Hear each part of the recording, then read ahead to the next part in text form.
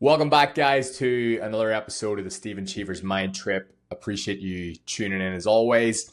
So, on today's episode, I want to talk about how you can conquer the fear of rejection in sales. Um, if you're sitting there and the thought of facing rejection just leaves you paralyzed with fear, then hopefully by the end of this episode, you're going to be able to walk away, accept rejection for what it is, work on how to overcome things like objections that are inherently a rejection, that leaves you worried about asking for the business, that leaves you worried about objection handling, that leaves you just paralyzed with like, I can't even do this, right?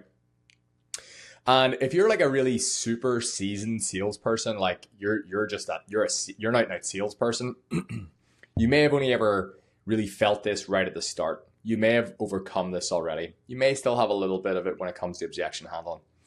If you are someone who does 100% of the sales for your own business, this can be one of the biggest roadblocks you can have to growing and scaling. Because sales, no matter what anyone says, is one of the biggest cornerstones of your business. And if you are the salesperson and you're getting on calls with people and you're afraid to ask for the business, you're afraid that if you ask a certain pre-qualifying question, you're going to get an answer you don't like. If you're afraid in any way, shape, or form to complete part of the process that you've maybe been given by, a sales coach, a business mentor, whatever, okay, then we're going to have that all sorted for you by the end of this episode, okay? So ultimately, when it comes to whether it's sales, whether it's talking to anybody about anything, whether it's dating, speaking to somebody of the opposite sex, whatever it is, right? You're going to face rejection in life. And you could be really good at, conquering the fear of rejection in sales and terrible at it with the opposite sex and dating. It could be the other way around. You could be just afraid of rejection in general. Okay, these things come up in life, okay? And rejection is one of the biggest things that you are going to come up against in sales. Now, a lot of people don't word it like rejection. A lot of people word it like, you've got to face objections, you're objection handling, you're doing, whatever, right? But ultimately, whenever you ask somebody for the business and they say no, that is a rejection, okay? So being able to conquer that and understand that, being able to understand the psychology behind rejection, okay? It's not just going to help you in the sales arena. It's going to help you in every area of your life, okay? It's going to make you a more confident person. It's going to make you have more of a, you don't really care attitude to these types of things. You can just move on, water off a duck's back. You'll have heard that expression, right? That is kind of where you need to get to in regards to rejection if you want to become an elite level salesperson. I talked about in the last episode, that you almost need to go into your sales interactions with the opinion that you don't need the business. Like it'd be nice to get it, but you don't need it, right? And that ties into this stuff as well, okay? So there's definitely, there's a big psychological piece behind rejection, okay? As human beings, we inherently do not want to be rejected, okay? And what happens then is when we feel like there's a possibility of being rejected, then we back out of things, okay? Most commonly in everyone's life, that tends to be with dating, with speaking to someone from the opposite sex. You'll remember whenever you were a kid and you liked somebody else in your class and, you just wouldn't go up and speak to them. Why wouldn't you go up and speak to them? Because you were scared they were going to say no, okay? Maybe there was a girl or a guy, whatever, in your year at school, you thought they were like super, super hot, but you'd never go up and speak to them. Why? Because you put them on a pedestal. You thought they were hotter than you. They're not going to give you the answer you want. So rather than ask them and have potentially, even if it's only a 10% chance of them saying yes, you decide not to do it at all because you don't want the 90% chance that they're going to reject you, right? There's a great quote, I think it was Wayne Gretzky said it originally, that you miss 100% of the shots that you don't take, right? When it came to he was asked I'm assuming the question was around, why take so many shots, right? You miss 100% of the shots you don't take. And that is the same thing in sales, right? If you don't ask for the business, Okay. Whether you're scared that they're going to say no or they're going to give you a negative outcome that you don't like, um, you're not going to get the business because you're not asking for it. Okay. So we need to dig deep into the psychology behind rejection about why it feels so personal and like techniques that we can do to detach from it, right? Because whether you get used to it or not, you still don't like rejection. Okay. Nobody likes to be rejected, but you can work on yourself to not ever worry about it. Okay. So, what I would say is, especially in sales, right? It's all about reps. It's all about practicing the things that you find uncomfortable. Okay. Now, personally, I would be practicing with anyone and everyone that is willing to practice with you. Okay. You don't necessarily want to practice techniques and practice scripts and things like that on real live prospects, right? Because if you fuck it up, okay, you're costing the chance of the sale, right? Practice should be done with people where there's no consequences behind it, right? And when there's no consequences behind it, you can actually focus more on, delivery. You can focus more on being confident with it. You can focus more on how you actually want to say the words, how you want the words to come out of your mouth, in what order, right? Okay. There's, you might be looking at like a line on a page. It's got, 9 words, right? Okay. But how you deliver those words can be totally different when you're confident and when you're not confident, when you're scared, when you don't care, right? So those are all the things that those are all the little nuances that you want to be able to practice, right? And you want to practice those with someone where, like I said, there's zero consequence behind it. Like you practice it with your dog. Doesn't matter. You're not actually selling anything to the dog, right? You practice it with your best friend. They don't care. They're also going to give you valuable feedback, being like, that didn't really sound believable. It didn't sound confident to me, right? You don't want to practice these things with real people. The next sort of, I wouldn't even call this a technique. I would just say you just got to do it, is if you're given a script by someone, again, I think I said earlier, like whether it's a guru or a business coach or somebody like myself, right? You've got a script, okay? And there's exact words on the page in front of you, and you're uncomfortable saying those words, right? Let's say it's one of the biggest things that I know that my clients, when I'm trying to teach them this stuff, struggle with is pre-qualification, because they're scared of rejection. They're scared of right at the start of the sales call getting the negative outcome that they don't want, which is when they pre-qualify, they're going to find out that the guy is not willing to make a decision without speaking to his wife. They don't have enough money to do it. They're not going to give a decision today. They can't afford to do it right now. They're scared of all those outcomes, right? So instead of getting that outcome and actually then being able to pivot to either a downsell or pivot to rebooking them for a better time or any of these other things, they don't want to know the negative outcome because they just want to, they're desperate for the sale potentially. They've already in their head, spent the money that they're going to get from this. So what they do is they skip that stuff because they're scared of the outcome, and they just go straight into the script, and they do the full sales call just to find out at the end that the person should never have been on the call anyway, right?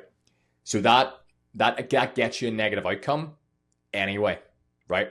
Because you have been too scared to do it. So what I would say to you is, in this scenario, it is going to take practice. If you're uncomfortable with something, maybe rewrite it. If you feel like that's not something I would ever say, okay, you can rewrite it in your own words, but make sure the intent is exactly the same. Okay, that might make you slightly more comfortable to ask it. But what I would say to you is I would commit to, your next 5 sales calls, whatever, of just making sure that you say every single word on that question, on that page, every single question you answer it or ask it, right? To get used to getting the responses, okay? What's going to happen is, let's say out of that 5, or let's say you did 10, right? A certain percentage of them are going to give you positive outcomes. That's going to make you feel better about saying it in the future, because you're like, oh, actually, whenever I ask these questions, it's not a case of 100% of the time I'm getting the answer I don't want. It's like actually a percentage of the time I'm going to get the answer I want, right? And that goes back to what I was saying earlier about dating, right? If you walked up to 10 beautiful women, right? you're terrified of doing this, right? And you ask all of them out, there is going to be a percentage in there. Let's say 10, or let's even say 100, right? Doesn't matter what the number is. The bigger the number, the better chance, I guess. So let's say if we did it even with 100, right? There's going to be a percentage of those women that agree to go out with you. There's going to be a percentage of those women that give you their number, right? If you just do it with one person, the odds of getting that number are much, much, much slimmer, right? So that's what I'm saying. It's a numbers game. It's a reps game, right? If you just don't do it at all, you're scared of getting that negative outcome. If you do it with a select amount of people, you're going to get a percentage there, okay? Let's say even if it's 30, 40, could be even a higher percentage of people who give you the exact outcome that you're looking for. That's going to reinforce it in your brain that actually asking this question is valuable because you can get the outcome you want, okay? And to bring it back to the dating thing, the same thing would go. If you asked out 100 women, right? Let's say you were scared to ask out anyone, then you ask out 100 women, 30% of those beautiful women give you their number, agree to go out with you, right? You had 70% failure, but now in your head, you're like, well, I'm not really scared to ask anybody out anymore because actually, 3 out of 10 are going to say yes. So fuck the rest of them, okay? It's all psychology behind rejection there. And you're working on that. So all you need to do is, like I said, is commit to the process, commit to the sales techniques that you've been given, okay? And you will get the positive outcomes that you want. And over time, you're going to be less and less afraid to ask those qualifying questions. You're going to be less and less afraid to ask for the business.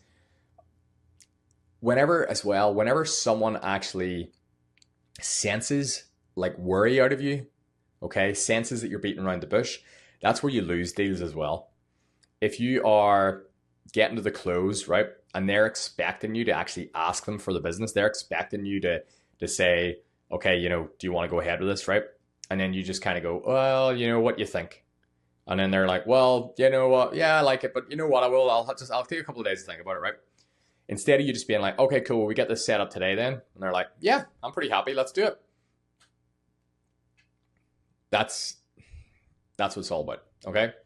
So we really need to shift your perspective to view rejection as opportunity, okay? It's also an opening for growth and learning. It's not always a closed door, okay? Whenever someone gives you rejection, okay, whether that is in the form of asking for a close, whether that's in the form of pre-qualification, whatever it could be, okay, it also gives you an opportunity to grow and learn because you're going to get some feedback on that as well. So if you ask somebody for the business, they're going to say, well, no, the product's not really for me, or X, Y, and Z reasons, right? Now you can sort of like go back and review things and be like, right, okay, maybe I fucked up there. Maybe I didn't ask the right questions. Maybe I didn't do this. Maybe do you know what? I did leave that part out of the script. I should have went in heavier here. I should have pushed this button. I should have pushed that button. The rapport wasn't very good, right?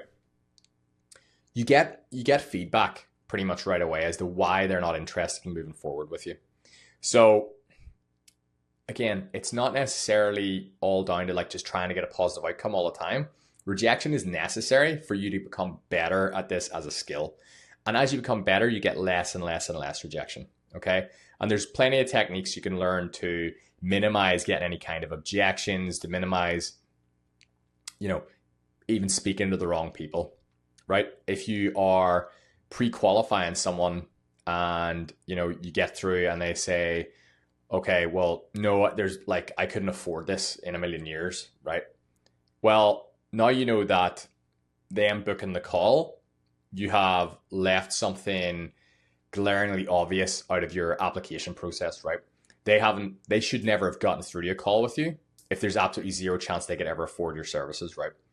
So again, you've learned something there. You went, right, okay, well, I should never even speak to this person. So now maybe I should go back and redo my application process because I only want to speak to people that can actually afford me, right? So you need to shift your perspective to view rejection as an opportunity instead of just always being like a closed door, a sad case, whatever, okay? And we really need to build resilience to it as well. Okay, because if you can build resilience, you're starting to turn your fear into an actual strength, right? And as I said, it's going to help you in all aspects of your life. If you're not scared of rejection, you can ask anyone anything, right?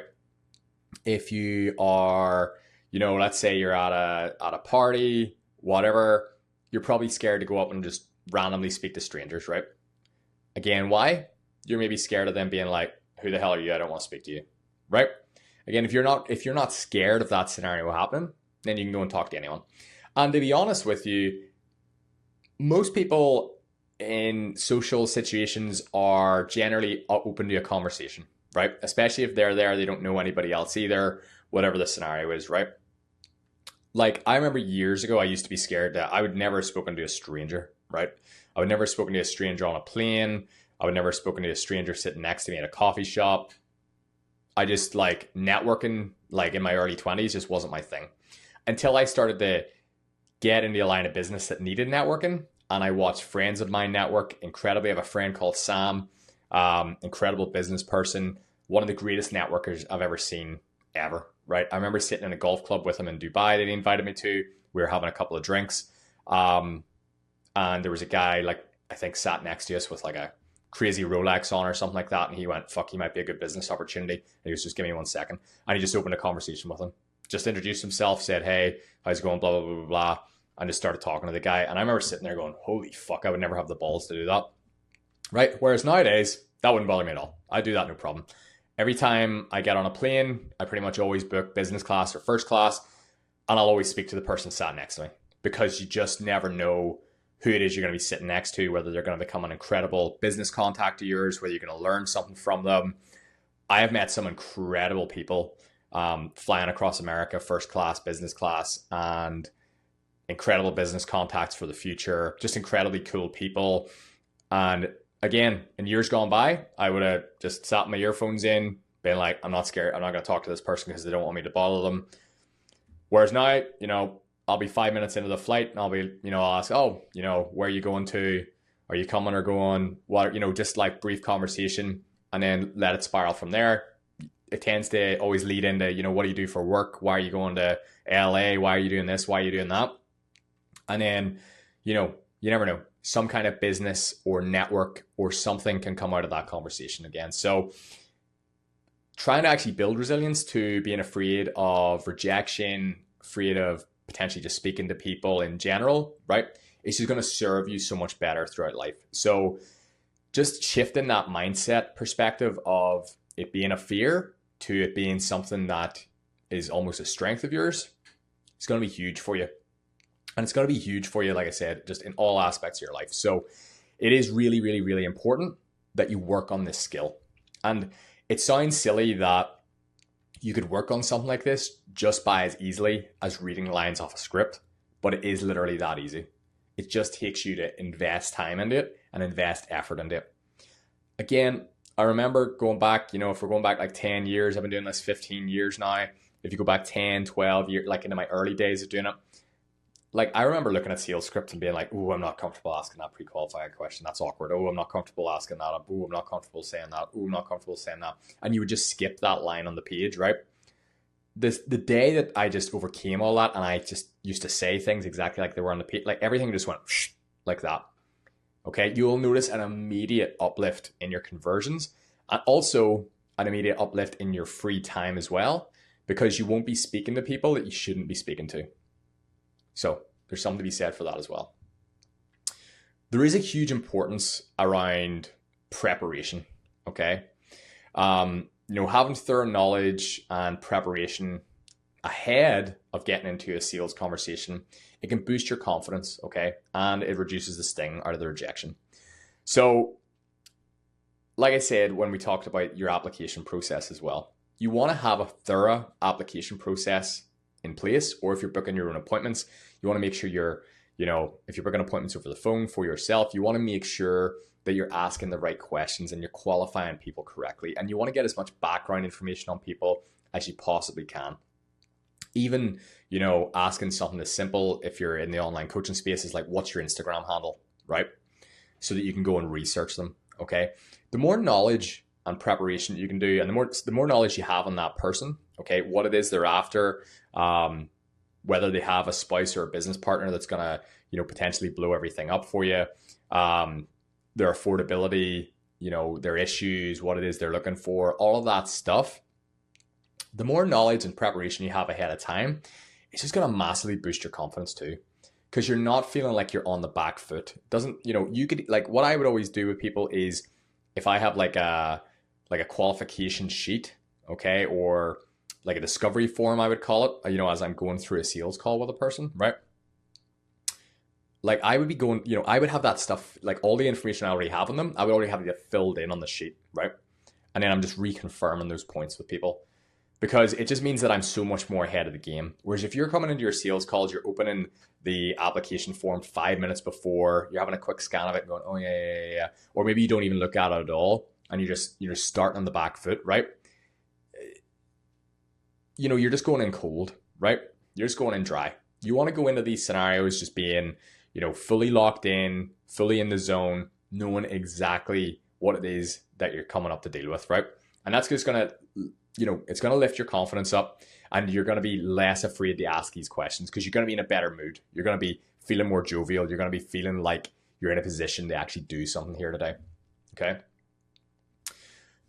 The next thing that I would really recommend doing as well, if you want to get better at this, is creating a support system around you. I said earlier about practicing with people, okay? There's a huge value in having a network of either mentors or peers, you can share experiences with and either get support from or offer support to, okay? I'm a big believer, now it sounds a little biased as a business coach, but I'm a big believer in business mentorship programs. Whether you're paying for them or whether there's just some kind of program that you can be like, or network that you can be a part of, whether, it is a big business mentorship program, or maybe it's just a support network of people. Maybe, if you're not at the stage of life where you feel like investing in those things is financially a good move for you or whatever, even if you have other peers that, are in the same kind of industry as you even just have like a WhatsApp group or something like that where you're all communicating and supporting each other. Okay. That type of thing is going to be huge for you. Okay. Because those are the types of people that you can practice with, you can ask questions to, you can get support from. Okay. Again, if you were working, say you're working one-on-one with me to get better at sales, okay, or in some kind of group program with me, okay, and you were able to actually come to me and be like, hey, look at this sales call I did, where do you think I went wrong, blah, blah, blah, blah, blah, right?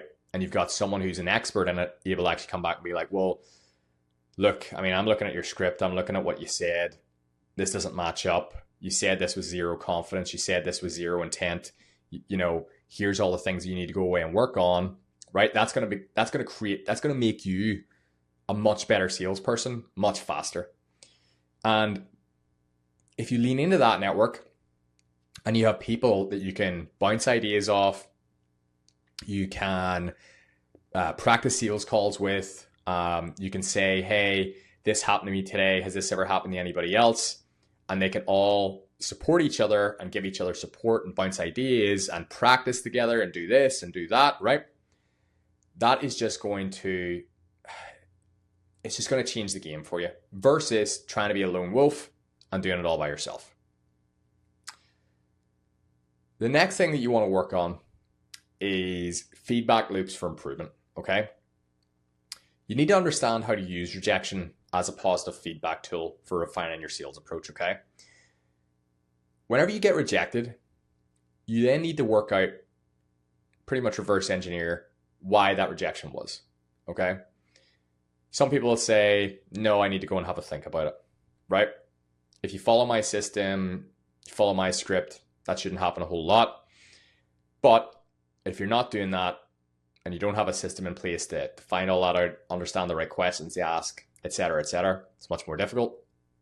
But you are able to use your rejection as a positive feedback loop for the next person. Now, it might not help you in that sales scenario, okay, but it can help you for the next one. So again, I would say if you're scared of rejection to begin with, you're probably scared to ask further questions once you've been rejected. That's probably a fair thing to say, okay? This is, again, something that you need to get out of the habit of, because what we want, right, is we want to be able to use this as a feedback loop to get better. Okay. So you are going to have to ask that awkward question. When someone rejects you, you need to ask them why. You need to understand why. Okay. Whatever way you want to word that. Some people would be super, super, super awkward to just be like, well, why don't you want to move forward? Right. And that's probably not the way you should word it anyway, whether you're confident or not confident. Right.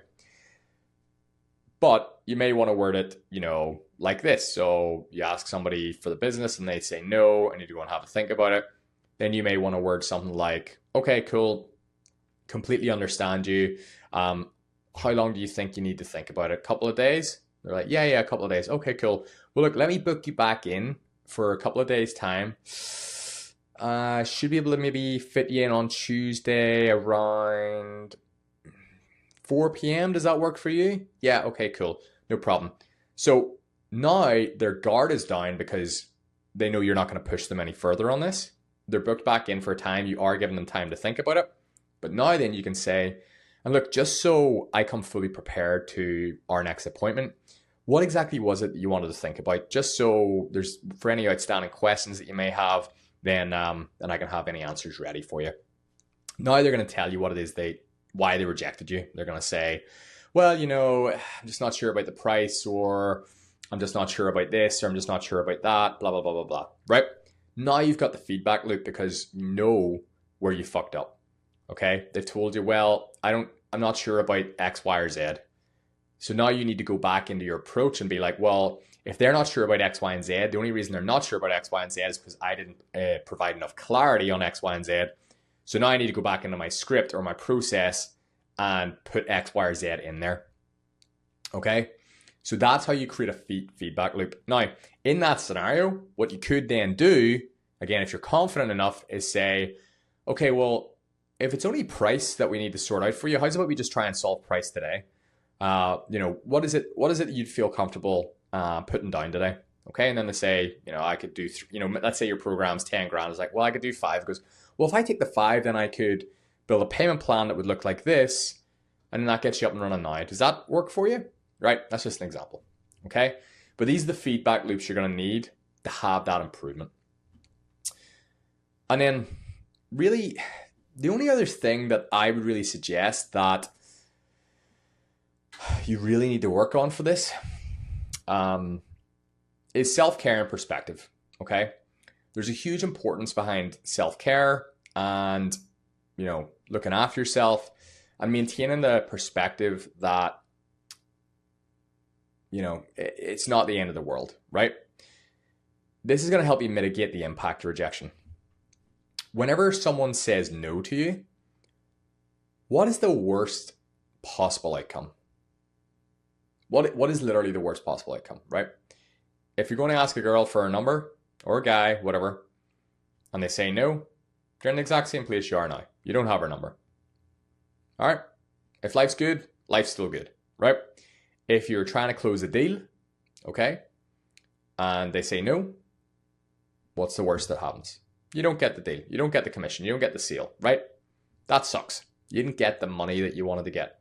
Now, if you are struggling to pay rent and you're struggling with this and you're struggling with that, then obviously, you could get really deep into the the worst case scenario is that I'm going to be homeless and I'm going to be this and I'm going to be that. But 99 out of 100 times, it's not that serious, right? Because the next sales call or the next one, you're going to get them eventually, right? Okay? Unless this is like fucking pursuit of happiness shit where you're literally fucking, if you don't close every fucking deal, you're fucked, right? A lot of the times it's just not that big, right? So just ask the questions, right? Ask the questions that need to be asked. Handle the objections that need to be handled. Just go all in on it, right? Because the worst possible thing they can do is say no. And if they say no, you're in the exact same position you were before the sales call even took place. And if that's a great place, then you're still in a great place. If that's not a great place, well, that does suck. But again, it's not really the end of the world, okay? And the more that you can have that perspective on everything, that just like, this isn't the end of the world. I just need to ask the questions, right? Life's just going to be so much easier for you, okay? You're going to understand things a lot better. You're going to care less. You're going to go into these sales conversations more confident. You're going to be in a much better place overall, okay? So look after your own mental health with this type of stuff. Work on trying to have a different perspective on these things. That's not the end of the world.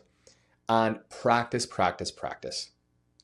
And to be honest, that is pretty much all you really need to take away from this, okay? I need to practice more. I need to focus on asking these questions. I need to create a positive feedback loop for getting better at this type of stuff. And I just need a different perspective on this. And ultimately the self-care stuff as well. So you can conquer fear in sales super, super easily. I think a lot of people can conquer this fear just by reps alone, okay? That's how I conquered this fear, okay? I remember when I first came into sales, I had a wee bit of a knack for it. I was a wee bit of a natural. Like everyone always said, you have the gift of the gab. You can talk, you can sell. But there was like a period right at the start where like I just didn't know how to ask for the business. Like the first sales job I ever had was working in a Vodafone retail store. It wasn't exactly an incredible like sales training, system or anything like that. It was like, hey, show that guy a mobile phone and run through the options and stuff. Like you couldn't customize deals and stuff. Like as retail, things cost what they cost, right? So there wasn't like this incredible sales training. But I literally remember one day just somebody saying to me, he goes, you just need to ask for the business more. You just need to just ask for the business. Like when it gets, because I remember like the early days of that, I would have got to the very end of the process and just sort of been like, this is what it costs. And it wasn't really a close. I just would have stopped talking. And, a lot of times people would have been like, yeah, cool, sounds good. And then I used to scratch my head being like, well, why didn't close that time? It's like, because you didn't actually ask for the business, right? So that's when I developed the skill of how to close, was just by asking for the business. Just like every time you have to ask for the business. And then you can learn how to close better, like assumptive closes, alternative closes, all these different types of closes, okay? But that's how I personally overcame it, was literally just by doing the reps. Just somebody said to me one day, it goes, you just need to just ask for the business 100% of the time. And I was like, all right, cool. I'll do that then.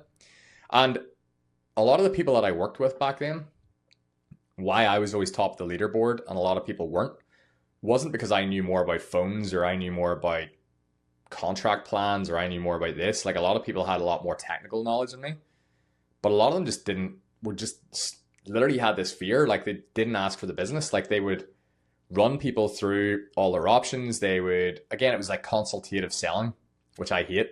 It was, oh, here's the new iPhone and you can get this data plan with it, or you can get this plan with it, blah, blah, blah, blah, blah. And then they would just sit there awkwardly and the customer would be like, okay, cool. I'm just going to go see what O2 is offering. Instead of just being like, cool, well, which one of these do you want? Do you want to get started with this one? Do you want to get started with this one? Well, I'll get your iPhone set up for you today, right? People just didn't know how to close. So that's pretty much it, guys. Hopefully you've enjoyed this episode today. I appreciate everybody tuning in. And any questions, anything you have, leave it in the comments below the video, and I'll do my best to get back to you. Take care. See you soon.